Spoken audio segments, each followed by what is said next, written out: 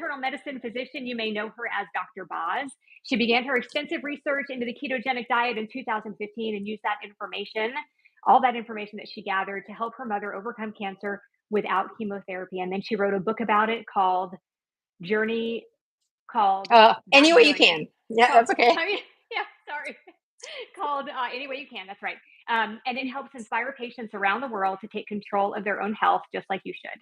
And so I'm so excited that you could be here today. We're going to cook a little. We're going to talk. We're going to answer all of your questions. So if you have questions, make sure you put those in so we can see those and we can answer them for you. We have a few questions that were pre-submitted, so we'll go over those too. So what are you making today? Well, first of all, I want to say thanks. It's a Friday night activity that I haven't ever done, which is a live event. We're streaming on. Are we streaming on Instagram or YouTube? No, I can't remember. We're just doing YouTube. Okay, all right, perfect. And when you look at other things I usually do on a Friday night, it is hunker down and either watch the Olympics or a good movie. So I was thinking, well, what would I like to eat while watching? Because there's a movie that's coming out tonight that I couldn't probably tell you the name of it, but I could tell you what the preview is about. And I'm super excited. We're going to watch this. We tried watching it 2 days ago and it wasn't released yet. And I was really ticked. And I said, I have this live thing on Friday night. So I'm going to make my favorite thing that I like to eat during a movie. And I don't mean popcorn because I can mindlessly eat popcorn and end up 30. Yeah, right. Yeah. So my favorite thing, I'm a hog farmer's daughter. So I suppose I was always supposed to be good at this. I like pork belly cut up really small and then crisped to enough that you could pretend it was popcorn. Now, I'm not quite doing it that way, but it's my other favorite recipe for pork belly. And so I can't wait. It's in the oven and it smells really good. And I can't wait to tell you when it's done. Awesome. What are you making? I don't have anything that exciting. I'm gonna fry up some sardines. Oh, that's awesome. Right on brand.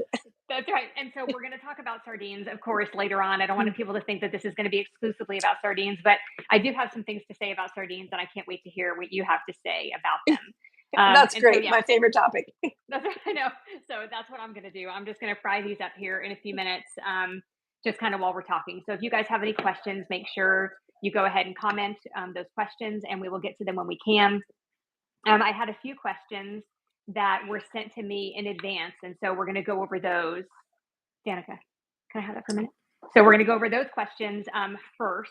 And one of the questions is actually from Kelly Hogan. And so let me get that question real quick. Thank you. Okay. So one of the questions is from Kelly Hogan. And she said, let's see. So you had a guest on this week that has eaten nothing but sardines for 70 days. And she was supposed to get her heavy metals tested this week. Do you know if she had that done, and do you mind to share if you can? Yeah, we had it done. It was drawn on Monday. Okay. Again, I have left my. How long have you been doing a YouTube channel? About a little over 2 years, 2.5 years. Right. Okay, so as you do it, there's seasons where you do things really well, and then you do other things really well, and then you do other things really well, and then some things you don't do very good at all. And I have plenty of those. Yeah. But one of the things that my team has done a great job of helping the viewership. But the one place I won't let them touch is my Tuesday nights, where I get to talk as long as I want about what I want. And I can come up with the topic within 2 days, which is like my favorite whirlwind chaos moment that they don't like, but it's good for my brain. Yeah. So when I was preparing this talk for the live, we knew that she had been eating them for 60 days, and we thought she might end at 60 days. And when she was all the way to 70 days by the time the show was live, I said, here's what people are going to ask. They're going to ask the Joe Rogan question, which is, I had arsenic in my blood because I ate too many sardines. And I'm like, I'm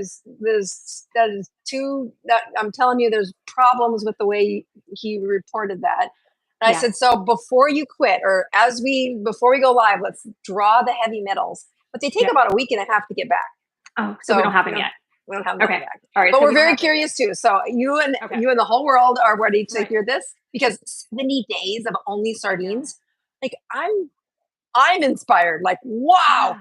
But you know, I don't know if you got a chance to watch that show, but what was really powerful that I see behind the closed exam room door all the time, that she was able to touch on, and I was really worried that the emotions might capture her. And when you come on my show, you don't know you're saying yes to telling 10, 20, 30, 50,000 people always.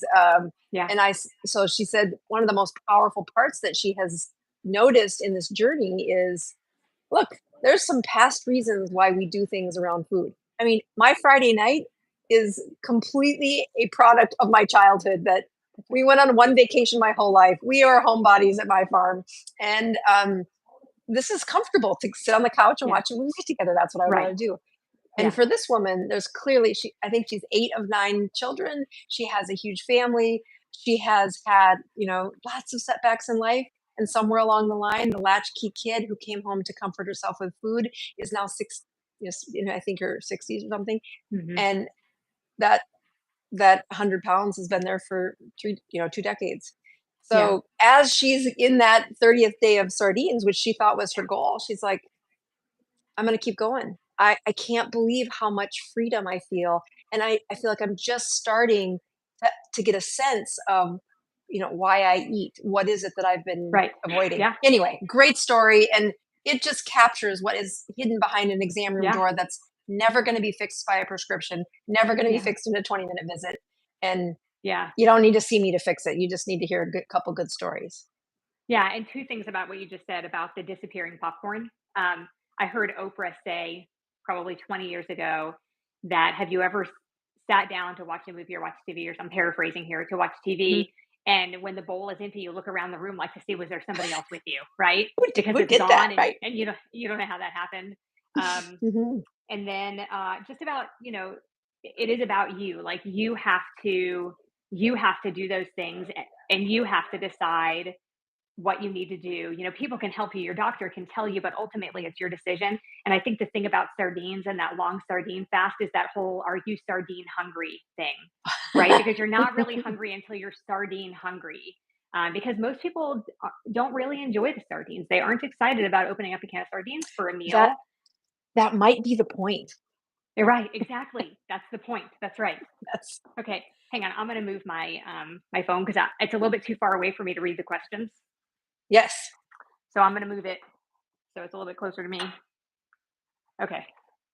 So like I said, we don't have any questions yet, but we had some comments, just hi and stuff like that. But I want to be able to see it. Okay.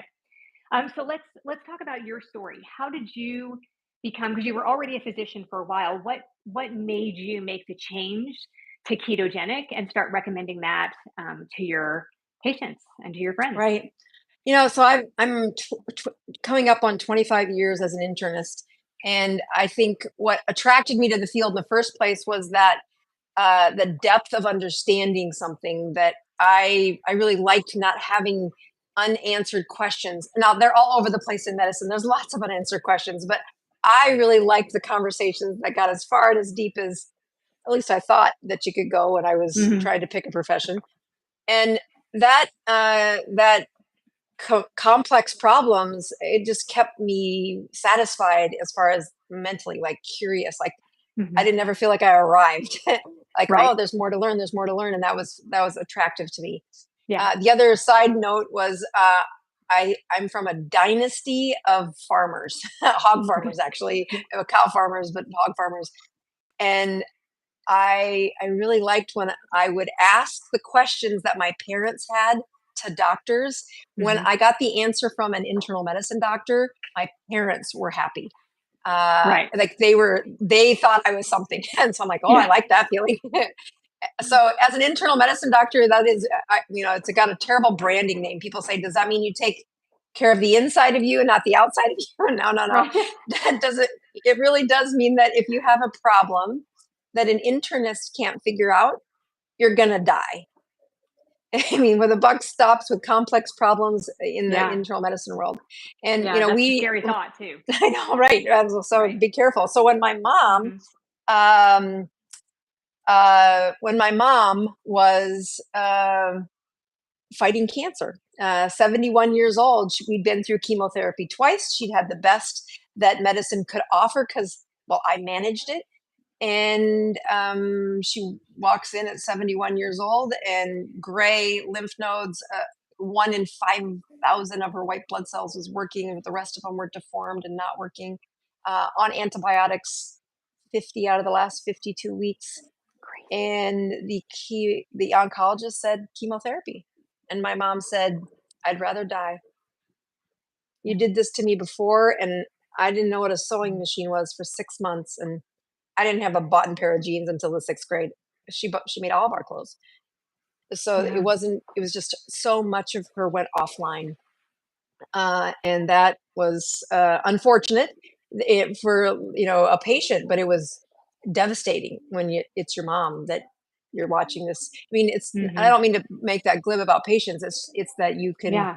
you can have emotion for patients, but there's Yeah. just a higher intensity when it's your mom, right? Yeah, sure. And so we walk out of the oncology office that day, and we have the pink slip in our hand. And in the past 6 months, my clinic was more of a specialty clinic in ways that internal medicine, we took care of bread and butter, diabetes, high blood pressure, cholesterol, Mhm. but we had peak brain performance. And I had been studying the ketogenic diet because I I wasn't using that in my practice, and I couldn't quite understand why people would want that, and how some of these really impressive, you know, CVs, that top the list of medicine, why are they using it? Why are they using Mhm. it in the NASA astronauts? Why are they using it with the Navy SEALs for their peak brain performance? And Mhm.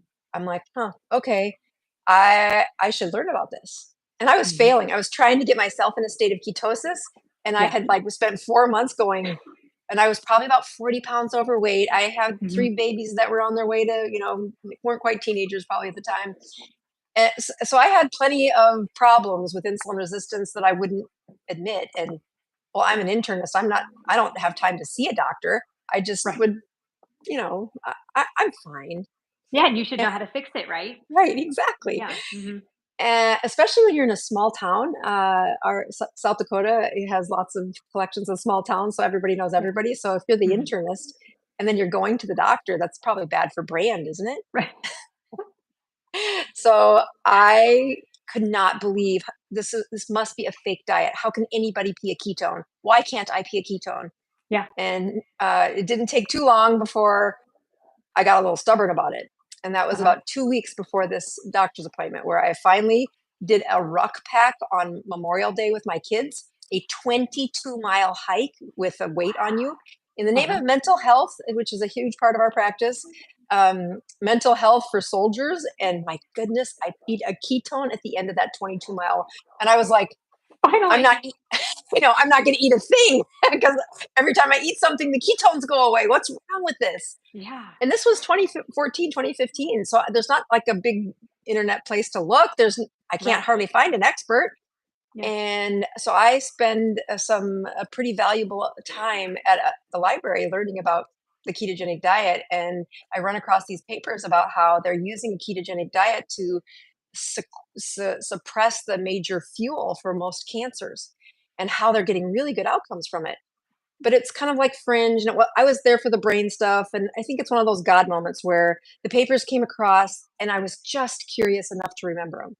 And Yeah. now my mom's in front of me and she's asking me this question that, I'll be honest, I've lied. Mm. I've told patients what they should hear. I've told them what the algorithm tells. I told them what the recommendations are, what the guidelines are. Um, I try not to, but it's an exhausting question where if Mhm. you're on a Friday afternoon and you're tired and the patient says, "Well, doc, what would you do?" Sometimes I just wouldn't take time to think about it. Yeah. I would say, "Well, here's what the recommendations are." Right. And some people would be brave enough to push back, but would you do it? Well, of course I do it. That's what the recommendations are. Not Yeah. really ever answering the question, right? Yeah.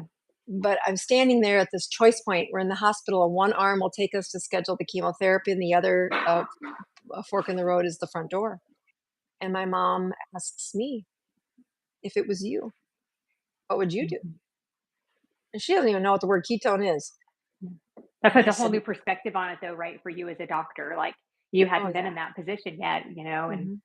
so it's one thing when a patient asks, but when it hits home, that changes things for you, and I bet it changed things in your practice too, but you Oh, can tell me about that after. Yeah, so your mom. right. And so I push right back and say, "Mom, do you trust me?" And my whole heart and my brain is saying, "I would do the ketogenic diet. I would do the ketogenic diet." The last time I did this chemo on my mom, I did nearly kill her. It was awful. Her Yeah. immune system is terrible. She looks great. She looks like a walking zombie. I can't Mm. recognize her. Yeah. And I said, Mom, do you trust me? And she gets emotional and says, with my whole life. And I said, let's get in the car. We're going to drive to the farm, which is 100 miles away, Mhm. and we're going to start the ketogenic diet together. And she has no idea what I'm talking about, but she Yeah. says, she hears me say, Okay. this is going to be hard, Mom, but I'll do it with you. Mhm. And she didn't have to understand what I was saying. She could feel the love that I was saying. Right. Yeah. Here's one of the very few things that I think is the problem here, Mom. You have several chronic diseases, and this cancer, we've done a crappy job of making it go away with our chemotherapy. Mhm. And anyway, so the book, Any Way You Can, goes through all the pitfalls, but that's how I got started. And Yeah. I lost a bet to my husband to write that silly book. So it's self-published, and I thought 20 people would read it, all relatives. Yeah. But it sold over 1 million copies. And thank Amazing. you, Jesus, for my husband. And it really has changed lives. It really has inspired people. Yeah. Um, and we did it together, and we did it terrible. I mean, if I told a patient to do it like we did it that way, I mean, I'm just so thankful. We peak ketones. We took pictures of our ketones because FaceTime wasn't really a thing then, or if it was, it Yeah. didn't work in South Dakota. Yeah. And so we were doing it together, taking pictures of our little ketone strips or Yeah. ketone urine strips, Yeah. and doing a, a persistent, very committed, Mhm. sloppy Mhm. ketogenic diet. But I knew something was up when, they were supposed to see the doctor in 6 weeks. The Right. best we could hope for in 6 weeks is that her cancer didn't double, but maybe only increase by 50%. Right. And I knew something was good because she didn't ask for antibiotics for the first couple of weeks. And I thought, well, That's it's better awesome. than, yeah, that's improvement. Um, Yeah. but I don't see her. She lives 100 miles away. I can Right. hear in her voice that, oh, wow, she is healthier. Something's better. Really. And then she walks through the door 6 weeks later, and it's like an angel. My mother looks, she's got a skip in her step. She looks amazing. And I don't need a blood test to know something's better. Right. And the hardest part of the story to tell is what I did to my colleague, because he's my friend. He's, it's a small town. I know everybody that's in the medical world there.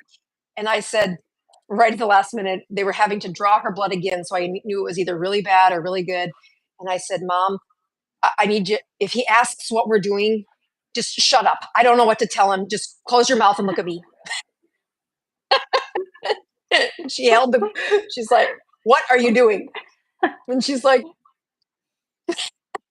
and I'm like, Just don't tell him.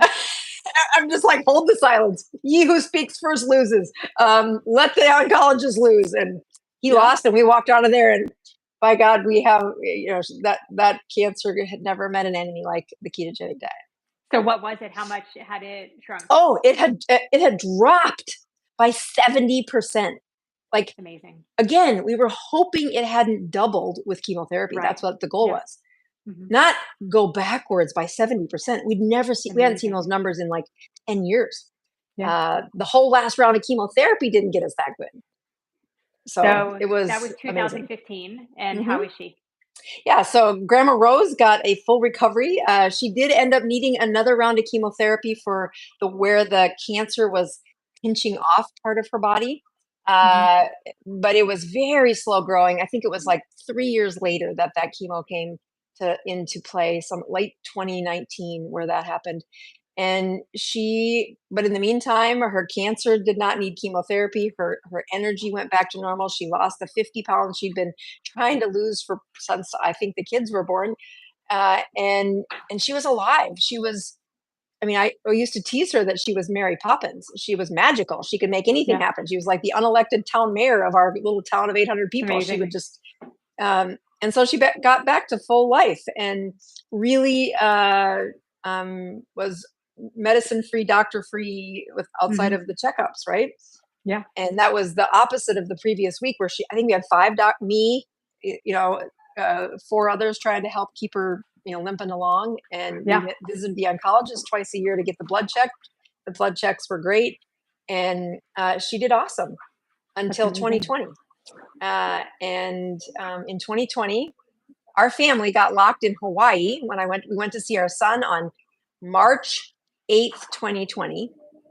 That was a bad And time to go to Hawaii. right, because we packed for 4 days, and we stayed there for 93. You're kidding. And you I did not cannot know see, this. yeah, you can't see patients in a state where you're not licensed. So I'm not licensed in Hawaii, and I'm not planning on staying there. Right? At Mhm. least that's what I thought on day 5 and 6 and Right. 7 and 12 and Yep. 15. And I'm Oh my like, goodness. you can't. I have to be in the state I'm licensed, or I don't have malpractice. I can't do that. Mhm. So I'm like, so that's when we launched the ketogenic online course, and Mhm. we started changing lives in a different way. And it really was the first time. I mean, you know how when necessity breeds creativity, Mhm. um, and we really said, okay, I'm going to launch this online course from Hawaii, and Mhm. it really was. As my clinic was imploding at the time, my dad, a farmer who had used pesticides and lots of things that are typical for farmers to use for many years, his kidneys were barfing out protein for the last like 5 years, and kidney biopsy, bone biopsy, all these things to try and figure it out. We never could figure it out. We think it was the pesticides, Mhm. but he was to the point where he was on dialysis. And when the Mhm. pandemic hit in rural South Dakota, if you're on dialysis, it was the peritoneal dialysis. So he would do it Yeah. at home, but none Mhm. of the nursing care could come help mom. So Mhm. their internist is locked in Hawaii. Mom's trying to, master that skill of peritoneal dialysis. And we get home at 93 days, and my dad died before we got out of quarantine. So my I'm clinic sorry. imploded. My dad died. And 4 months later, my mom got COVID while volunteering at the thrift shop in our little town.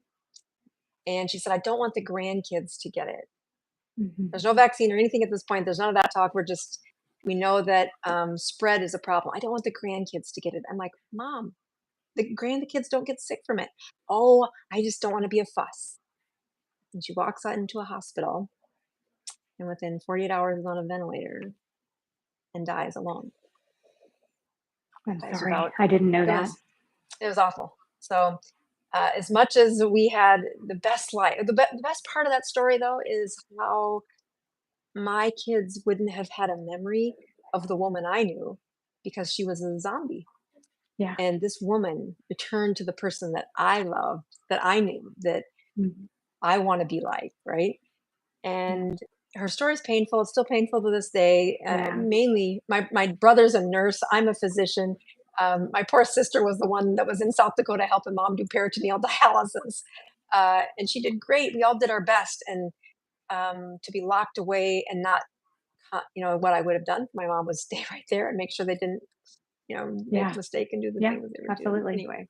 So that's the toughest part of that story, is that Yeah. her legacy lives on in that book, and Yeah. I'm so thankful I wrote it It's down. I'm amazing. so thankful people have read it, and it really shows you the basic way and why a ketogenic diet is way more than just Yeah. a weight loss plan. Yeah, and it gave her that life back, like you said, that she wouldn't have had, and gave you, that many more memories and that many more amazing times with her. You gave her health back Right. Yeah. through Oh, her diet. there's It's amazing. well, I have pork belly if you want to take a look at Yeah, let's see. it. And then we have a couple more questions. And you guys, Yeah, if you have perfect. any questions, you guys watching, make sure you go ahead and type those in so we can answer your questions. We do have a couple of other questions that were pre-submitted. Ooh, look So at check that that. out, huh? Isn't that great? So Yum. Yeah. here's what it looks like when it's kind of like crispy. Yeah. And the key to pork belly is if you don't get it crispy, you're not going to want to eat it. Right. I think I If got the it's one time that I made it, I was kind of disappointed. I think I may have made it too crispy. Oh, really? Yeah, I I've had think a hard time so. getting it too crispy. But the best part about the pork belly is, much like sardines, Yeah. there's fat. There's protein Right. with fat, Right. and it's got plenty of fat. So there's That's my. awesome. I might let it cool off. It's a little hot in my fingers. So let's go on to So, our next question while you're cooking. for you, when you eat that, like during the movie tonight, are you going to cut that up? Yeah. So I'll probably cut it up. into the littler pieces and then put it back in the air fryer a little bit to get it a little crispier. I like it Nice. this way because it's juicy and I'm Yeah. hungry. So Yeah. I love that. yeah. Okay, let me dump my sardines in here. Oh yay! So So which brand did you get? okay, listen. So for a year and a half, I suffered through the Wild Planet sardines because they were recommended to me. And I was afraid to eat them for like a long time. I wouldn't eat sardines. I was actually like I wasn't scared of them. That's silly. I wasn't scared of them. But And fear isn't. I've heard this. Fear isn't an abnormality. There's plenty that are like, I'm just terrified. I can't do that. yeah, I didn't want to eat them. But I think I did eat them as a kid with crackers and stuff. So it's not like I've never had them before, but it's been I don't even remember except that I have a memory of eating them on crackers, you know. So I was Hmm. eating the Wild Planet ones, and I would eat them literally in 60 seconds. I would cover them with mustard, and then I would just scarf them down. And then when Courtney Luna did her sardine fast, Hmm. somebody recommended these to her. Actually, the same person. I'm just going to say it. It was Kelly Hogan. Oh Kelly yay! Hogan recommended the Wild Planet ones to me a year and a half ago before somebody recommended these to her, and then she didn't pass along the information. So I suffered through the Wild Planet sardines for like a year and a half, and I would try to eat them once a week, but it was so hard for me. They're just with the skin and the bones. I know you get more nutrients, but they're just slimier. Much they're much fishier. Like it's hard. And so I actually had several other brands that I had tried. I had a whole cabinet full of different brands of sardines. Like I would just order them by the case, thinking, "Oh, these are going to be the ones," and then they would just like sit there because I couldn't eat them. And so I started eating these. These really do taste a lot like tuna fish. So they don't have the skin, they don't have the bones. For you guys who don't know, these are the best ones that I have found that I can eat without feeling icky about it. You know. So a lot of times I put them on a plate. I dump out the olive oil sometimes. Sometimes I just drink the olive oil after I'm done eating them. But a lot of times I add like a really good avocado oil mayonnaise to it, or I make my own mayonnaise. Like I've made Mm. baconaise and butter, butter mayonnaise before. But it's really easy to take this can out, dump it on a plate, get a jar of mayonnaise out of the refrigerator and put 2 tablespoons with it and mix it up and eat it like tuna fish. It takes about 3 or 4 minutes for the whole process. It's super easy. But I have fried them before, so we're going to fry them today. I'm going to fry them in some butter. There's still a little bit of olive oil in there, Mm, and I'm yeah, going to yeah. fry them up. They get a little bit crispy, and the butter adds some flavor. If I had bacon grease, I would use bacon grease, but somehow I run out of that.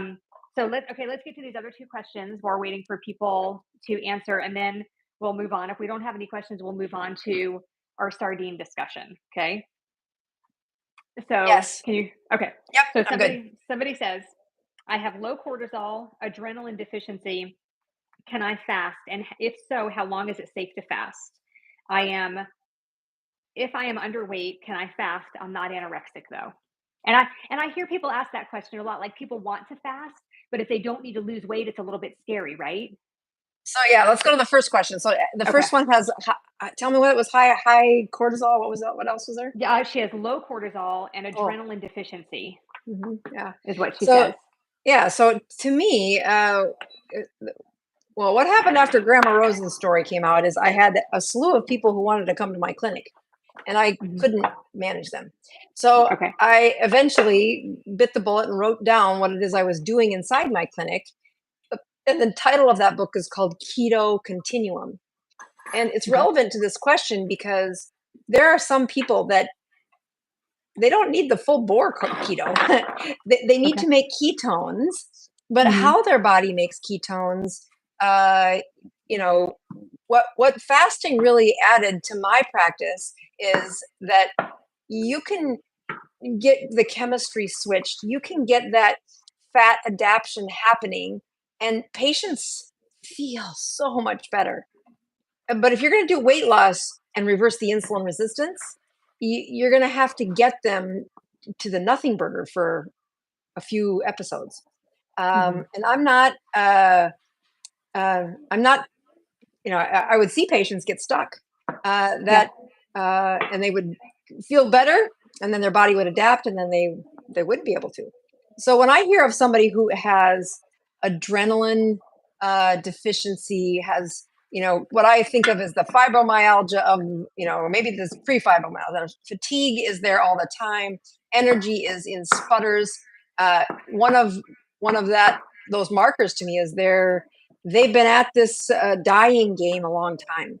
They've been pushing their body, not really restoring their metabolism, unfortunately following the guidelines of what we recommend for health, but not in enough ways that it kept them out of the ditch. And when you have people that when their adrenaline fatigue is there, that cortisol problem, you can't fast yet. You gotta get fat adapted and get in a lane that's stable first. What I tell them is you really should be having an improved sleep pattern before you end up with before you start to have that fasting as a lever. So because that's really what fasting is we are trying to reverse insulin resistance. You cannot empty fat cells when the insulin is too high. And I mean, if you look at some of the studies out there where they lock people in, they can't do these studies anymore. So they're like from the 70s, where you lock people in a room and say, well, how long does it take these people in that severely obese or severely fatigued? I mean, they've been at the dying game for so long. Right. And my goodness, it's terrible. They would fast.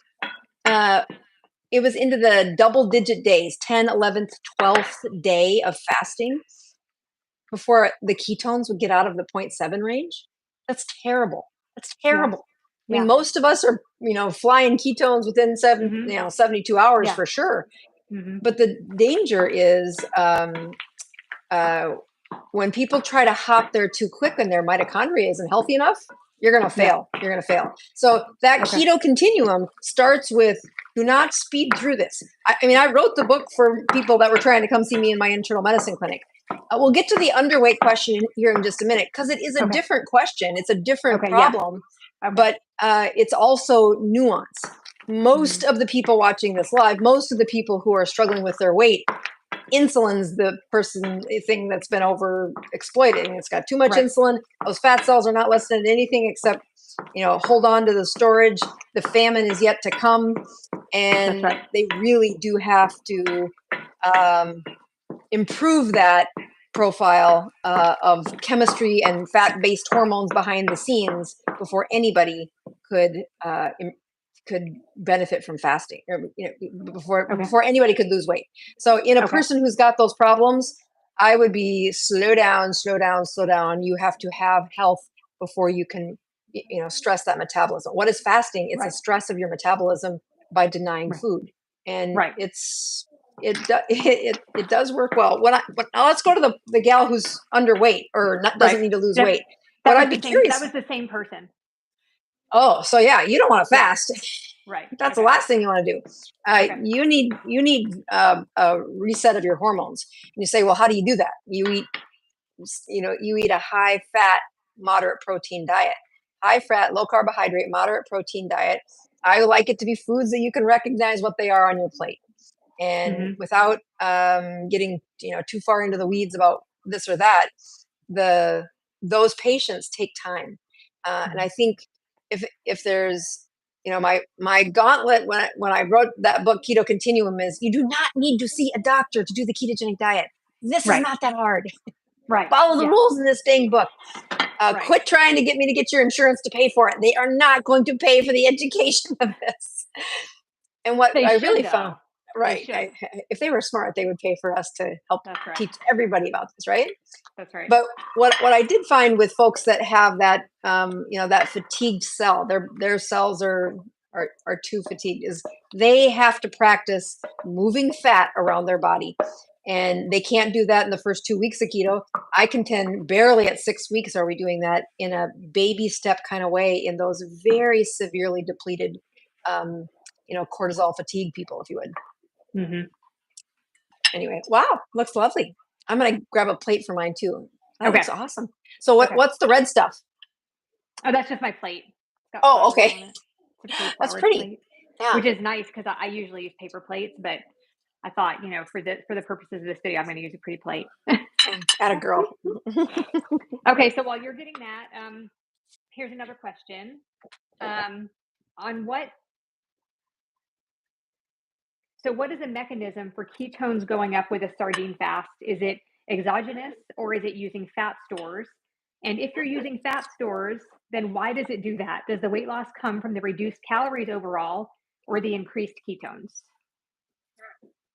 Good question. Mhm. Okay. Feels better to have some food in me. I know. Before we started the live, I was telling you that I came home from my youngest son, my baby, Mhm. is going to college next week. Oh, But wow. in his senior year, he was on the state champion wrestling team. And Wow. I'm telling you, if there was ever a kid good for brand, it's that one. That's awesome. He was, oh God, wrestling is such an amazing sport. Mhm. My other boys didn't wrestle, so I learned wrestling in with this last kiddo. And his weight this year was around 161, Mhm. but he wrestled at the 175 weight class. Wow. That is a huge difference in high school Yeah. wrestling, in any wrestling, but really anyway, so he just did amazing. And That's awesome. the ring, so they got rings. They had a ring ceremony today. So I Oh, canceled the day and made sure I wear his full that's colors. awesome. Yeah. Last Well, time I'm gonna wear my blue tell him we said dress. congratulations. That's awesome. Thank you. Anyway, so all right, ask me the question again. I already forgot. Okay. Now I have food in my mouth. Hang on. If you give me the topic, I'll remember. Okay. What is the mechanism for Oh, I ketones know. going up? Okay, got it. Okay, yeah. So yeah, why do ketones go up on a sardine challenge? Well, so let me just back up and show where the sardine challenge came from, which is people who were on the ketogenic diet. They had really figured out how to eat within an 8-hour window. They had figured out what carbs are and how do you keep them low. And even though we say 20 total carbohydrates per day, when you really got down to it, they were somewhere around 20. They weren't always as good as we wanted them to Yeah. be, right? Right. And much like well, what usually happens is as soon as you lower carbohydrates, this tsunami of ketones comes and they feel great and they've never been more happy. Like, it's just like this wonderful experience to have this wave of ketones. But the reason we overeat and the reason we have processed foods is a whole host of reasons. So it doesn't take long for them to fall off the wagon. It doesn't take long for them to say, I'm doing good enough, right? But good enough isn't enough to keep them in a ketogenic state. So Or they don't I might, deserve a cheat day? oh Right. yeah, that one too. That one happens all the time. Yeah. And when an insulin resistant patient cheats, it's nothing like what happens when a healthy person cheats. An Yeah. insulin resistant patient cheats Yeah. and they go back to the same, rules they did the day before, the weeks before, and they're not back in ketosis. That insulin resistance is so naughty and it keeps them from really getting in that state where they can heal. So we use a keto. So in the people who do a sardine challenge, most of them have been dabbling in keto. So they're not coming from the wild and then do a quick sardine challenge. They Right. have either cut out gluten or they've in some way they've lowered carbohydrates. And the first phase they did that, they felt great, and now they're looking for a way to improve. But the reason I'm so careful to explain that before I answer the question is I already know that their fat adaptation isn't 30 years ago. Their fat adaptation is in the recent weeks where they have mobilized fat as the primary fuel. They have reduced the insulin enough, opened up a crop of fat cells, and really changed the metabolism in recent weeks. But now they're kind of mucky. They're in that zone where they're not getting very good results. But when you watch fat metabolism, I like to say, come out of hibernation. You've been not, had low enough insulin for years, and now the insulin is, it's on its way to be improved, but you're mucking around. It's not low enough to do anything in the phase you're at. When we add that sardines, and sardines, I tell people sardines in oil. There's people that fuss about, is it, olive oil, and that's got particles in it. Okay, whatever. Right. Sardines in fat, that we know it's high fat, high protein, and the volume of food that you eat is way less than what you've been eating before. Now, we don't tell them that. We say, you can eat all you want. And in fact, 4 cans is a lot of sardines in 24 hours. It is. I mean, I will find, probably 1 in 12 that eat 4 cans Yeah. consistently. Like the gal that we had on that show who's eaten 70 days of sardines, her Yep. menu is 4 cans of it a day. That's what sustains her. That's how she Yep. stays not cheating, not falling off. But when you look at the volume of food, it's way less Right. while staying high fat. And Yeah. so it also is the first couple of days. So the sardine challenge officially is 72 hours long.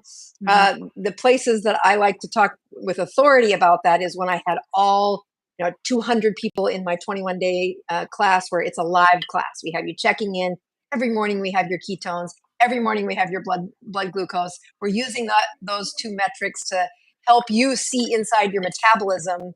And usually we start the sardine challenge at day 7 of this 21 days. So they've got a good control of their carbs. But when they enter into a sardine challenge where nothing else goes in your mouth but the sardines out of that can and the water, black coffee. My goodness. The volume of food goes down, and many times the kind of fat that's in those sardines, I mean, I'm talking about like fish oil, it doesn't get absorbed very well those first couple of days. So they'll sometimes have oily stools. So even though they're chewing and they're swallowing nutrients, there's a lot of it that didn't get absorbed. It really takes that awakening of some of those fat mechanisms to get them to absorb all that. But now you have a decreased volume of food. You have no carbs in those sardines, Right. and you have a really good ratio of fat to protein. I'm gonna go let the dog out. Hold on one second. Okay, go ahead. So you guys saw my cat, right? She comes into the kitchen every time I eat sardines. So now she's on the floor licking my plate for me. Okay, we do have some questions we'll go over after we finish answering this one. We have a few more. There we go. Okay. All right, go ahead. She was going to whine and interrupt me the whole time. I'm like, oh, that's okay. Yeah. That's okay. So what I think the mechanism is to raise those ketones is you do a striking shift of the nutrients that's coming in. Not only is it a very good ratio of fat to protein, and what people say they're doing and what they're actually doing. I mean, I'm guilty of this too. I'm ketogenic most of the time. And then, whatever, I do pretty good. But when I need to shape up and really change the metabolism, shift the chemistry to get results again, nothing works like sardines, because the volume of food is down. The ratio really is good. It's hard to screw it up. They've got high protein, high fat. And as you get to the 3rd day, you are absorbing that fat. I mean, so now you've got a pretty good absorption. That fat's getting a little easier to, you're no longer burping up that fish smell. Yeah. And now the best numbers that we always get on the sardine challenge. Have you ever heard me talk about this, where the best ketone to ratio is? No, I don't think so. It's on the 4th day. So first day, a little better. The second day, a little bit better. 3rd day, pretty good. And then I thought, that's going to be the end of it, right? They're going to go back and eat. Oh my gosh. We've had 4 classes now where we follow these numbers. The 4th, the day after the sardine challenge, that body has now really lowered insulin, is really practicing moving fat out through those fat cells, out of those fat cells. And in a fat adapted system, that stress of changing the diet while lowering the volume of food is just, it's brilliant. It's really impressive. So it is. So you think that, so she says, is it using exogenous or using your fat stores? What do you think about that? And then you're circulating more fat. You lower the insulin and you're opening up your own, you're moving fat more in your own body. You're circulating more fat. Okay. And so does that weight loss, do you think that the weight loss, and then after we're done answering questions, I have a story for you about some experiments that I've done. So do you think the weight loss comes from the reduced calories overall or the increased ketones? Increased ketones. Because the metabolic rate is what the other thing we've measured in several people, where their core temperature in their body raises. They are burning more heat. I mean, it's just the metabolism inside their mitochondria. Like any person that we put in a advanced ketogenic state, that mitochondria is revving faster. They Mhm. are producing more energy than they did before. I mean, we have some people who say, "I can't sleep." I'm like, "It'll pass. Yeah. Don't worry." But it's a response of their metabolism being stressed so Okay. much, and um, yeah. So the key thing that I hope people hear is it's kind of a gimmick. Oh yeah, you can do a sardine challenge, but that would not make it. Okay, fine. Yeah. The best part about the sardine challenge is that it is a true stimulus of your metabolism. You now have leveled up several cells to be at a new caliber of Mhm. energy production. And Yeah. that's really what we're trying to do with patients when they first come into the ketogenic space. None of them have seen a ketone. They're like Right. ketone is an anomaly in their whole body. They Right. hardly see a one. Even like in an overnight fast, they have so much insulin resistance they haven't seen one. So every time we recruit a few more cells into that space that has practiced using ketones, that they are, in a better place of how many cells in your body use ketones, how many cells in your body use glucose. A sardine challenge recruited a new crop that now is more, it has a higher ATP production in those mitochondria. So That's there's a awesome. whole bunch of Okay. underlying science to it too. Yeah, there you go. Yeah. Okay. So I know there are some questions in the comments here, and we will get to those. But since we're on the topic of sardines, I'm going to go ahead and talk to you about the experiments that I've done real quick before we get to those other questions. So we see your questions, and we're coming. So okay, so the very first thing I did was a 1 day sardine challenge. I call it a sardine fast. People say it's not really a fast, whatever. So I did it like a 1 day sardine challenge and then a three, of course. And then I took a little break. And then when Courtney and that group and Adrian and Dr. Lisa were doing their 10 days, we were having company come. And so I couldn't do the full 10 days, but I did either the first two or the first three. I wanted to be able to enjoy normal carnivore foods with our friend that was coming into town. And so I did either the first 2 or 3 days, felt amazing, and lost maybe 2.5 pounds. I was shocked and it stayed off, which was surprising because people will say, oh, that's not going to stay off. And then when our company was here, I was telling her about it and let her watch a couple of videos, yours and Courtney's. And she was like, that's really intriguing. Let's try it. And so she did. She's not low carb or anything, but we did 2 days together. She loved it, felt amazing. She's back in Alaska now and she is doing this on her own, on occasion. She loves the idea, loves how it makes her feel. And so when she left, I did 7 days. And day three is where I feel the euphoria. And I've heard other people say that too. Hmm. Day four is actually, I was thinking about it while you were talking. Day four is where my ketones go up, like it jumps like maybe 2 points in like overnight. That's And crazy. Yeah, it's crazy. my ketones got up to, I think it was 5.6, and my glucose was like maybe in the 60s. I felt amazing. I broke the Hmm. fast. And then I don't know if it was a week later or 2 weeks later, I decided I was going to do another 7 days. Hmm. And I only made it six because day three was euphoric. Day four was amazing. The ketone jump and the glucose drop. But on day six, I woke up and I just didn't feel right. I kept thinking, there's something going on. Like, there's something weird. I don't feel 100%. And I hadn't checked my glucose or my ketones yet. I was just kind of sitting out and, getting some vitamin D. And I checked my glucose and my ketones and I figured it was my glucose. So my ketones were 5.6 and my glucose was, I think it was 47. Oh Like my boy. meter, my keto mojo was like, what are you doing? Stop it. This is too low. And so I immediately just abandoned the sardine fast. I just decided I'm going to stop. I want to be smart. My glucose was pretty low and I could feel it. I don't remember what I had. It wasn't a lot, like maybe a couple of hamburgers that day or something. Because the truth is, the sardines do reduce your appetite. So Yeah. you're not trying to undereat, but a So do lot of those high times we ketones. I do. mean, that high a ketone is Yes. just so appetite suppressing. That's the other part Yes. that's just like, Yeah. Yeah. hmm. It really is. And so the first time I did the 7 days, honestly, I was eating a can or two per day. I mean, I find that they fill me up so much. If I eat a can at 10 or 11 in the morning when I break my fast, sometimes I'm just not hungry. Dinner time rolls around, I'm still not really hungry. And then around the time I might start to feel a little bit hungry, it's like 6, 7, 8 o'clock in the evening. And I'm like, I'm not going to eat this late. I'm just going to wait until tomorrow, which is what I do normally on carnivore, even is I tend to undereat, even just Mhm. normally.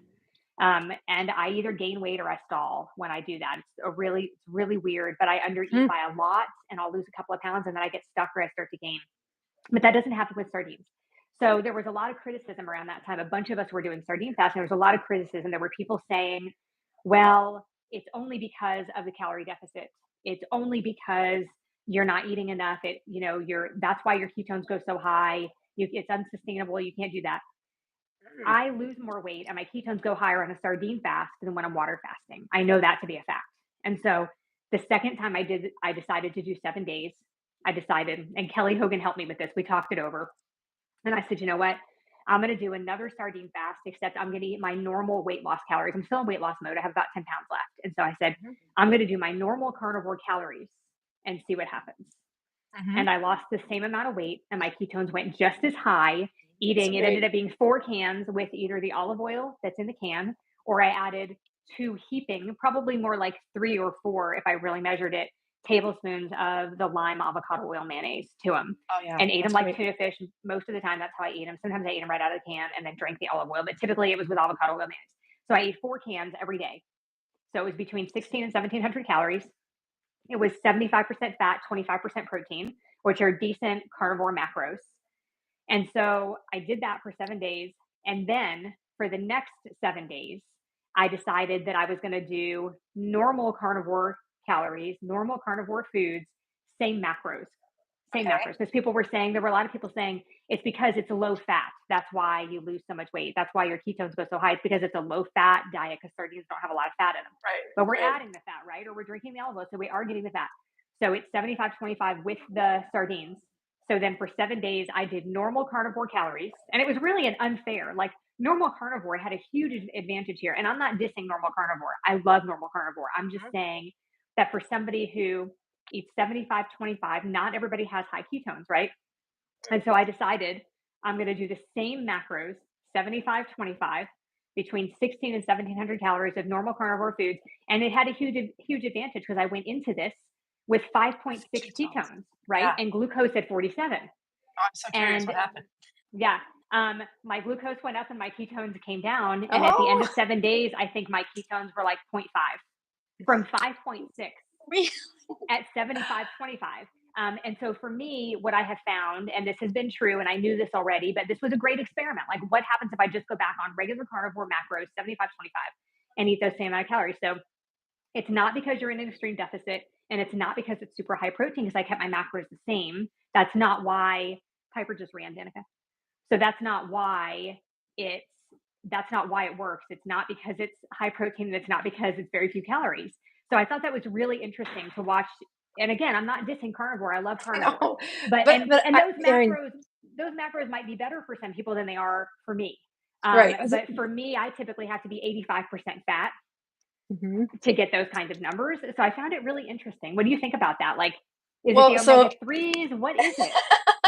gosh, I wish I had all the answers for this. I know, me So too. here's the part that I mean, it fits with a few important things. First of all, you are right. You framed it very carefully there. That I was encouraged to see how precise you were with your words, because that ketogenic state that you created with that sardine fast was harder than what you teed up for the carnivore week, which was already in an extreme ketogenic state, trying to Right. perpetuate it.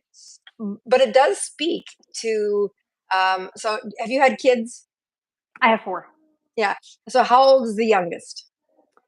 15. Okay, so you've had a season where your body could gestate children because it was insulin resistant. Each time you were pregnant, you practiced that. And then the way your body stores fat after kids isn't fair. It's going to be in an insulin resistant, uh, uh, you know, that side of, that part of the pendulum. Like, if you look at people who store weight in a more androgynous way, which is not a gynoid way, which is curvy, and that subcutaneous fat is put right back on. It's the hardest to move, but it is incredibly sensitive to insulin. And as you watch that, the movement of insulin and the impact on someone's insulin, it has a lot to do with the history inside their own body. I mean, you'll hear other scientists say, "Oh, weight loss has a set point. You can't change the set point. Once you're 200 pounds, you'll lose the weight. You're always going to go back to 200 pounds." I don't I don't believe that. I mean, I have patients who've shown me that that's not Mhm. true, Yeah. but they had to understand the rules of their insulin. They had to constantly be knowing what is their insulin. And again, when I say insulin, I don't expect people to go out and measure their insulin. We're trying to say what's insulin doing in your body, and Right. that is what is your glucose, what is your ketones, and when Mhm. you start to see it shift, you'll say, guess what? Mhm. Insulin's winning. How Right. it got access to glucose? Oh, well, it could be the protein that was in that carnivore, that it was easier to formulate that into the gluconeogenesis, turn that, break it down into the amino acids, and then see if we can make some glucose from that. It's very, very real that that happens. It doesn't happen at the same rate in people, though. So it's these standard rules that say this is how you do it and this is how it's going to work. uh, I mean, you push people all the way to a sardine fast, and I mean, the conversion of gluconeogenesis of the protein that's found in sardines is just very small. I don't Right. know why. Yeah. I really don't. Um, I, Mhm. I I'm a believer, and my husband said, after I made him do like sardine challenge number 52 or whatever we were on, he goes, that story in the Bible where five fish fed 5,000 people. I know how that happened. I said, you might be onto something. Because they were sick of the stinking fish.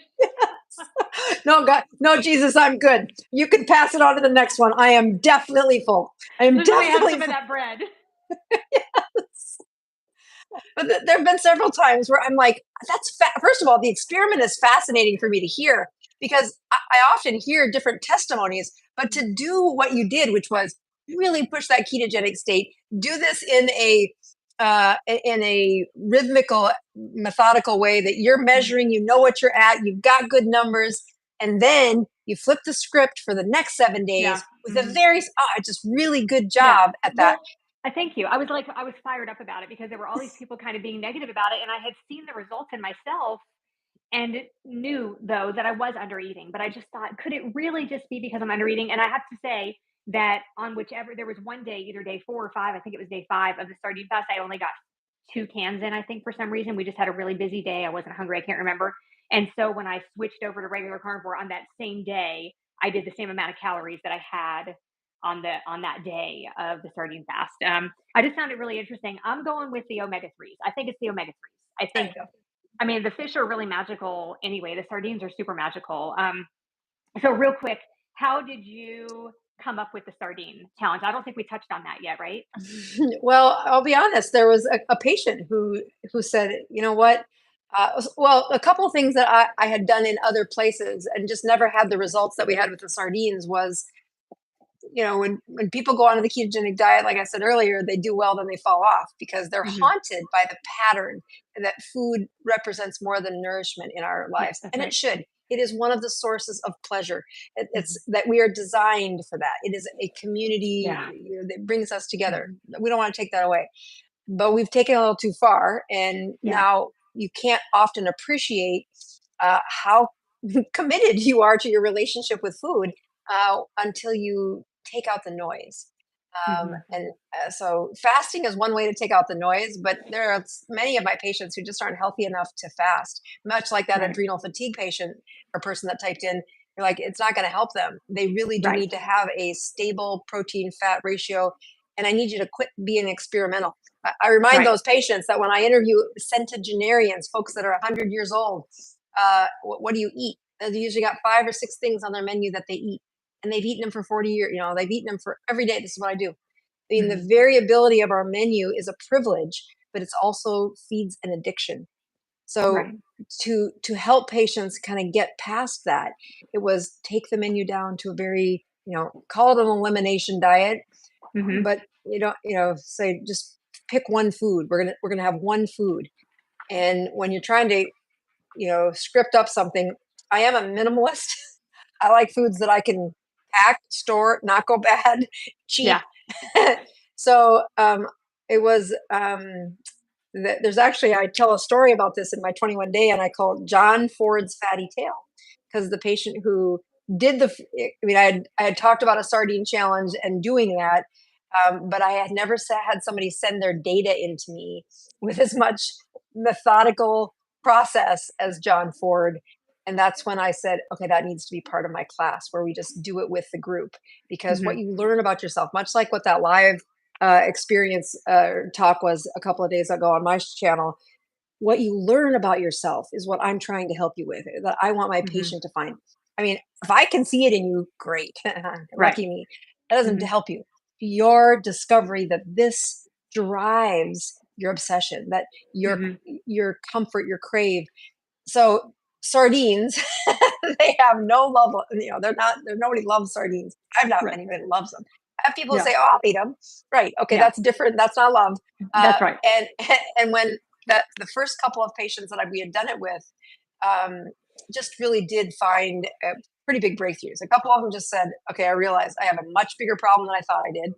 Hmm. And of course, that's something we celebrate because they see themselves now. Right. And then when John Ford sent in his spreadsheet with all of his numbers, I'm like, oh, this is going Wow. to be something. This is how we're going to help them. And that's where I said we're going to apply that to patients. So it is one of Hmm. the fun parts about the privilege of being in the seat where you see patients is, yes, we Yeah. have protocols. Yes, we have committees that come up with the guidelines and Hmm. how you make a difference in patients' lives. But when you're sitting in the front seat and a good idea hits you, you get to apply it to the next patient. And Hmm. boy, that was one of those moments where you're like, this is going to help people. Yeah. So It's really thanks, John amazing. Ford. I mean, yeah, really, really amazing. I recommend it. Every people think I'm nuts. My what I eat in a day videos are really boring on a sardine challenge day. But for those of you thinking about trying it, day 3 is the euphoric day. Day 4 is the really good numbers. Best numbers, best And it, numbers. like really, you wake up on that day 3 and you're like, wow, that's Mm. you, Well, you just feel amazing. I'm going to have to retell your story a couple of times. I've got a couple of Absolutely, go for it. nerd cell, biochemists, Yeah, biophysiology people who are going to love that story, because they'll probably have some great theories. yeah. And, Let me know. okay, I will. Because none of us Well, know here. Okay. I want to be aware of your time. Do you have a few minutes to answer these questions real quick? I do. I'm looking out the front door to see when the kids are about to walk through. So when they walk Okay. through, you're going to want me to not be on the phone or Okay. on here. Okay. So Everyday Walking with Christ says she's been on carnivore for 69 days and it's been great. All of a sudden, in the past 8 days, having some stomach issues, some movements that aren't exactly the way they should be, eating spare ribs, pork, shoulders, hamburger, and steaks. Thoughts to get it to stop? Think it's too much All right. fat, So maybe? she, well, so okay, so 69 days is carnivore. I wonder if she had been on so okay. When I get a GI situation like that, um it is such a language of health, how your stools respond to your food. Hmm. So it's not an accident this is happening. First of all, it's very common. And when we ask our gut to adjust to a diet, even many days into it, like she is, the stopping isn't as much as narrowing those foods down. But I would narrow, I wouldn't have such variability in your food. I would really just kind of think of it as elimination. I don't like that because it sounds so restrictive. I just Hmm. say pick one and let that be your favorite. But I'll show you the Yeah. one thing. When I have patients that do this, I have these right over here. Um,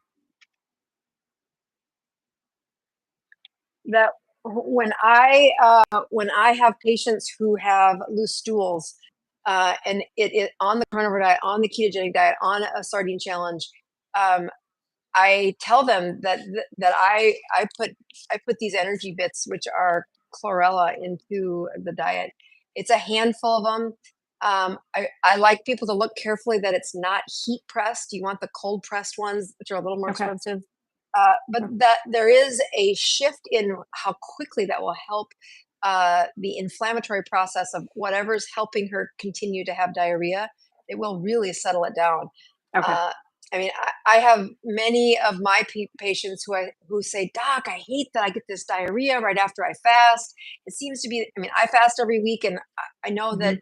I probably went through a year where the first meal after the fast, I had loose stools, and Mhm. it's not fun, and I don't like it either.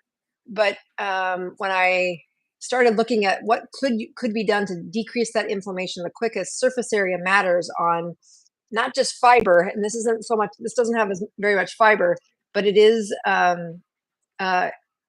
well, there's a whole bunch of mechanisms that I could go into that I'm not going to go over well for this book. If I had my slides, I could show you. Uh, Okay. but so I honestly would do that. I would take down the variability. Okay. If you go to bozmd.com, there's lots of brands of chlor out there, and you could, as long as it says cold pressed on it, that's what I recommend. I've Okay. just had a dramatic difference between people using cold pressed and not cold pressed ones. Okay. And so you can go to Dr. Boz favorites and you'll see the ones that I like. And Okay. I tell them buy the bag. And what you're going to do is after every loose stool, you'll have a dose of those. Okay. And what then you'll find that what I found was the pattern that when the loose stools were coming, they were going to come at the end of my fast. So I would break my fast with a handful of Okay. algae bits. Okay. And by gosh, I now can fast without loose stools, without taking algae Great. bits. So it really is a slime layer issue that we're fighting. If I could Okay. show you my slides, that's Yeah. what we're Okay. improving. Okay. Would one get Mhm. good results from eating other seafood in the SMASH protocol? Yeah, smash. Yeah. So here's the ticket with that. Um, I well, I love Alaska. It's my dream for next summer that I would spend an extended amount of time in Sitka, Alaska, Amazing. because I would love that. That would be awesome.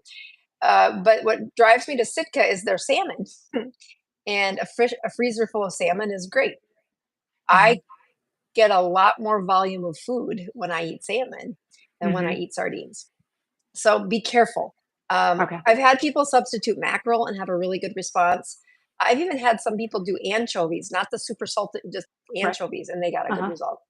Okay. Um, so use your metrics, your blood Okay. glucose ketones to know how you're Yeah. doing.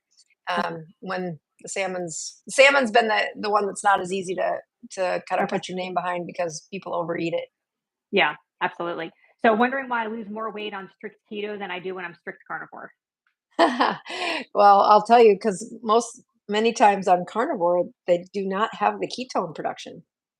I mean, what a ketone in circulation does, there's an R version of a BHB, and there is an L version, a DNL, RNS, whichever way you want to do that chemistry, where they're mirror images, they're isomers or of each other. So these two ketones have different um, jobs in your body. One of those is an energy, so Okay. we can fuel the brain, fuel the body. But the other one is a signaling agent. And when you're in a state of ketosis, you're producing both of these molecules. We put a lot of fanfare around the energy, but I contend that that signaling agent of suppressing your appetite, of um, uh, pushing autophagy, of unlocking that ornery insulin resistant fat cell that hasn't let go for 20 years of his storage unit. That is what the signaling agents are doing. So when people are if they want carnivore to work, they need to eat in a way, and maybe it's sardines, where it pushes the ketones up and not uh, keeps that glucose down. I mean, your experiment that you just explained is a great example of that. So you think that for a lot of people, carnivore, if this is what I'm understanding, carnivore is too high protein, maybe for some people. Do you think that's what it is that you're not getting in deep enough ketosis because you're eating a little bit too much protein? The other part that I've seen with carnivore is even when they get their macros the same, just like you did, Mhm. is the boluses of food are you spike insulin. An insulin Okay. resistant patient spikes insulin every time they do that. Hmm. The mantra with carnivore is eat as much as you want till you're Right. full, till satiety Hmm. hits. Okay. Yeah, that's right. Um, but there are times where the number of times they did that in a day was It's too way many. more. Yeah. Okay. And Interesting. so yeah, so the higher volume of food, even though it's a handful of pepperoni or whatever, It it still still counts. spiked your, yeah, it still counts. That's In right. an Yeah. insulin Okay. resistant patient, they make insulin. I wish they didn't. It would make my job a lot easier. But Yeah. the So somebody's mastication. Mhm. so somebody's asking about ketones while on insulin. Can you make ketones while on insulin? Are they injecting insulin? Is that what they mean? Yeah, Yeah, you I can. think so. She says, "Would I be able to make ketones while on insulin?" So it must be. Yeah. So I would encourage her to Google the word ketoacidosis. They can make a whopper of ketones if the insulin goes away. When you're on insulin, your ketone production is going to be harder, but it is Mhm. possible. When I look at folks, I'm guessing the person's type 2 diabetic. Even if they're type 1 diabetic, when they lower the intake of carbohydrates, they don't need as much insulin. Right. Um, and it is a zigzag of insulin resistant improves, and those that it goes down, insulin resistant Mhm. improves, and it goes down. Uh, Okay. Meaning the amount of insulin goes down. They don't need as Right. much. It's not off. It doesn't go off right away. But Right. yes, you can make ketones. So people make ketones when they have a relatively lesser amount of insulin than they did yesterday or last Okay. season. So when people say, well, when you first got on the ketogenic diet, this wave of ketones came because Mhm. you had a higher amount of insulin, you lowered the carbs, and that lowered your insulin. Well, now things reset and you have this purring amount of insulin, same as it's been the last couple of weeks, Mhm. because your diet's stable. If you want to produce ketones, you're going to have to lower the insulin again. So when somebody says, but Mhm. I'm injecting the insulin, I'm like, okay, first of all, you need to read the book because you're going to have to track some things to not hurt yourself. You Mhm. can hurt yourself by continuing to give yourself the same amount of insulin, yet you decrease the carbohydrates and didn't protect yourself with, hey, this is what's going to happen next. This is what's going to happen next. Okay, And one that's more because I know you got to go. And there are some other questions in there, but if you guys want, just go ahead and post those in the comments, and Dr. Boz or I'll try to get to them. So just one more because this one's been waiting for a while. Will fasting cause a risk to bone health and regrowth if dealing with osteoporosis? well, actually, you can see an improvement in that turnover of your osteoblasts. Osteoclasts have this war to keep replacing that. And a high inflammatory state slows down that building of bone. In a ketogenic state, you'll have the least amount of inflammation at the cellular level in those bones. And we know that's how you're going to inch your way back away from an osteoporosis, osteopenia.